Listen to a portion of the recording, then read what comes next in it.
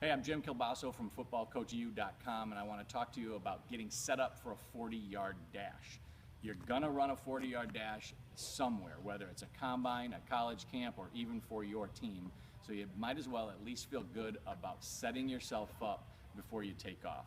Now, I'm not going to get into the technique of running the whole 40-yard dash. We're just going to talk about the setup so you feel like you have a good little rhythm and you're confident in what you're doing. You're going to want to practice this a few times, and you can have some individual variation. It doesn't have to be exactly the way I'm showing you. Some people's feet may be staggered slightly different. But here's how you're going to want to set up for the 40-yard dash.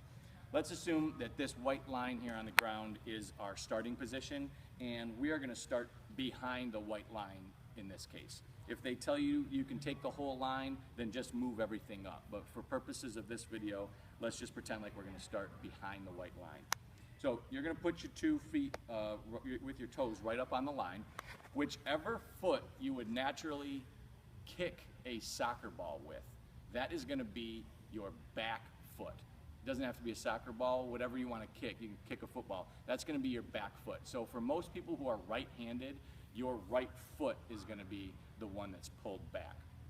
Now, to get this set up, what you're going to do is take your left foot, if your right foot's going to be back, so your lead foot in this case, and you want your toe to be back even with your heel, and then you're going to take the right foot and you're going to slide it back to the same thing. So now my right toe is even with my left heel with my left foot out in front.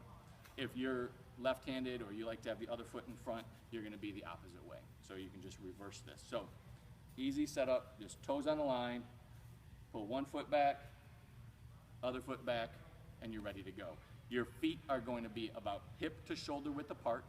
If you're a bigger person, you may want them a little bit wider. If you're smaller, you may have them a little bit more narrow. Long-legged people may have their right foot back even farther, and short-legged people may move it up a little bit so that your toe is actually even with kind of the middle of your foot. So that's where you can play with it slightly. But for most people, you're going to have your toe about even with your front heel.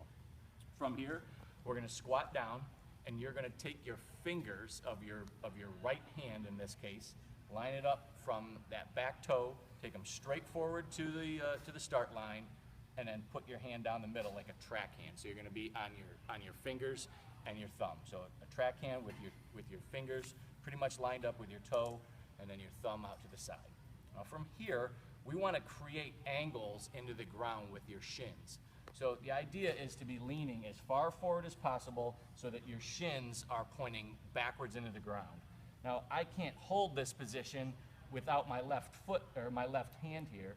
So you're going to start off leaning forward with your hand there, and then you're going to gradually put more weight into your right hand, pull it back a little bit, put more weight in your right hand, pull it back a little bit. When you feel like you can hold that position, you're going to pull this hand back, hold it for 1001, 1002, and then you're going to take off. Now, before you take off, you want to have your ankles cocked and loaded, meaning you want your ankles flexed and down as hard as you can. You don't want to be up on your tiptoes, because if you are, the first thing that's going to happen is you're going to drop down before you take off. So have yourself cocked and loaded. Your hips are going to be slightly above your head, but you want your knees to be bent, not quite at 90 degrees, but you want them kind of bent. Now this is where some individual variance is going to come into play. Some of you with longer legs, you may not feel comfortable here, so move that foot back, and then your knees aren't going to be bent as much. But you want to have both shins at about the same angle into the ground, and you want them as steep of an angle as possible so that you can put all that force backwards. The idea is on the first step to push backwards as hard as you can, especially with your front leg, while you rip that back arm forward and take a giant step, knee up nice and high with the back leg. So when you get in this starting position, you get yourself ready.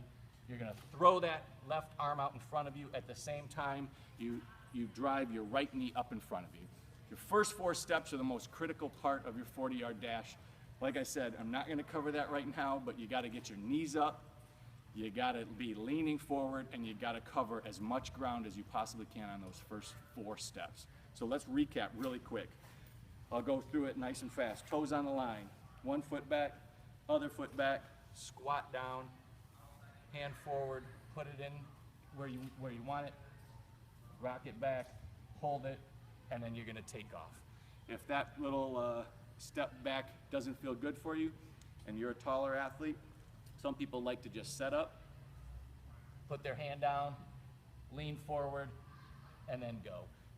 Either way, it's gonna get you set up for a good 40-yard dash, and hopefully that's gonna translate into you feeling confident and having a better time wherever you're getting tested.